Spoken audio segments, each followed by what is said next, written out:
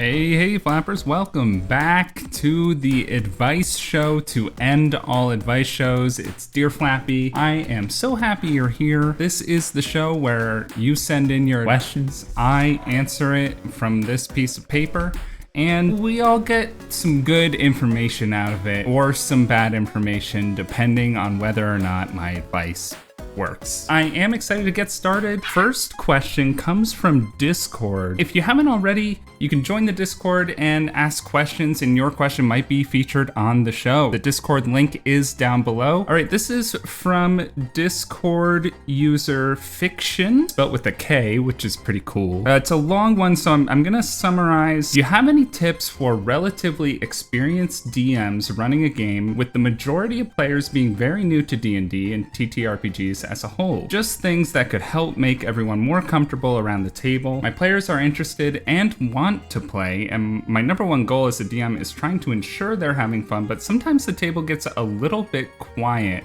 during RP or gameplay in general. They said that over the past several sessions, it's rare that any of my newer players take initiative in taking the game where they'd be interested in it going. A few other points they bring up that might be the problem. The roleplay aspect of TTRPGs is relatively new and daunting to these players, and it's just taking more time than usual for them to get comfortable. Another is perhaps I'm not providing enough of a railroad for new players that don't fully grasp the freedom they are given in a game like D&D yet. You know, I took a look at these possibilities, and I think, yes, there is a chance that these might be playing a role, but I think it all boils down to one thing, and I don't think it's railroading per se. Players like to roleplay when they are invested in the campaign. It's about finding and experimenting through the first few sessions, or however many sessions it takes, and finding out what really gets them to engage. Like introducing new items, new characters, things that they might get attached to, or bringing up some of their backstory into the game. That's that like missing piece that you're trying to find for them. It's about creating a moment where speaking up becomes irresistible to the player. I have a group of outlaws in a campaign that I run. RP is usually pretty good with them, but the one thing I noticed recently, I introduced something called a bingo book, which was a little book of bounties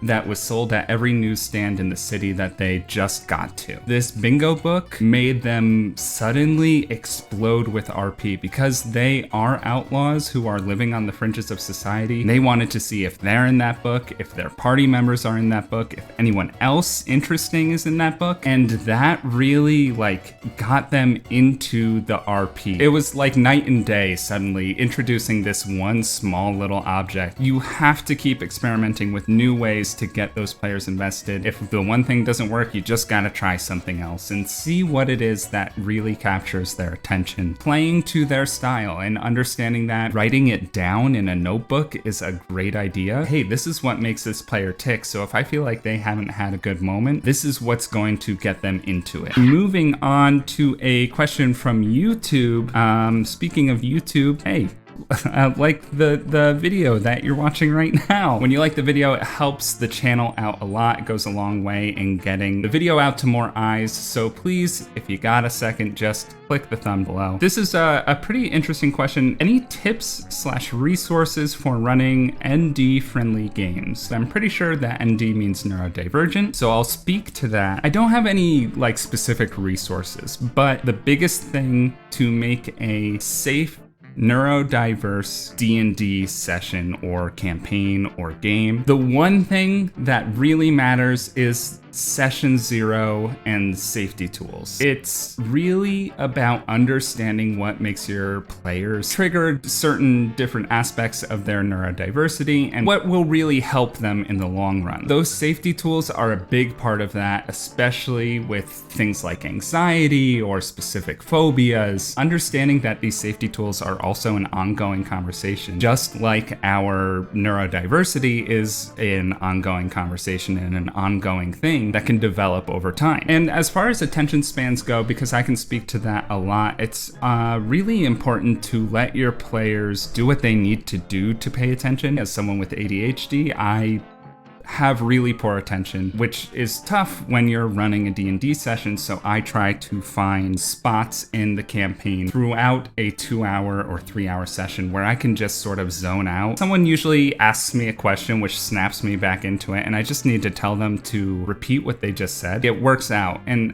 I'm grateful to my players for having that patience and for understanding the things that I need to continue to pay attention. Making an immersive experience is showing patience when people aren't immersed. Just be understanding of everyone's specific circumstances. Continue on with the role play rather than interrupting the immersive experience to get upset or angry. Cool. This next question comes from Quora. In D&D, a PC became king. How do you keep him in check? I thought this was an interesting question. I saw a lot of responses being like, how dare you make your PC king, what a horrible DM you are. Of course you want to let your PC become king if that's their goal. Like, if they take the steps to accomplish that and accomplish it, or if they are in line for the throne, then they become king at some point. That's just the way things go. The one thing you want to do is just make sure you identify the character features that are going to be a struggle for the king. For any monarch, their subjects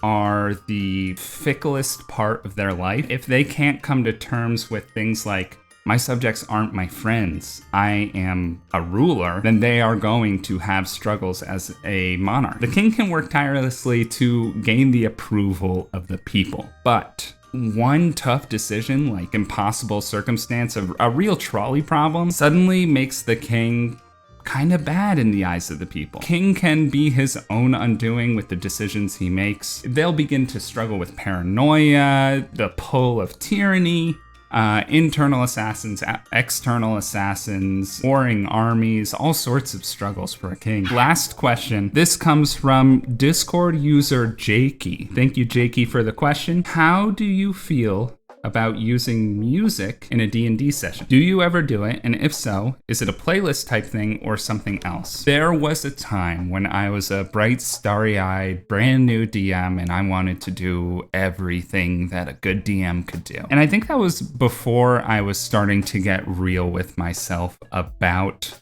my attention issues. I realized that I am not the kind of DM who can handle playing music during a campaign. It's not the music that's distracting, it is the picking out the right tune at the right moment. I would be interrupting the experience in my own brain. Doesn't work for me. So music is out for me, but if I wanted to implement music into my campaign, if I thought, okay, I'd really like to do it for this campaign, I really am pouring my heart into it, what I would do is I would delegate it to a player. I think this is a good idea for any DM out there. Players can recognize what the tone of the situation is, and in fact, you can learn from your players' interpretation of the tone. If you don't have to be the one doing it, you don't have to interrupt yourself. You don't have to have a weird, awkward moment where you're like, okay, let me find the music that I had for this moment. You can have your players just ready with mood music that they'll put on whenever they feel like it's appropriate. All right, well, that's all for this episode of Dear Flappy. Thanks so much for watching, and I'll catch you next time.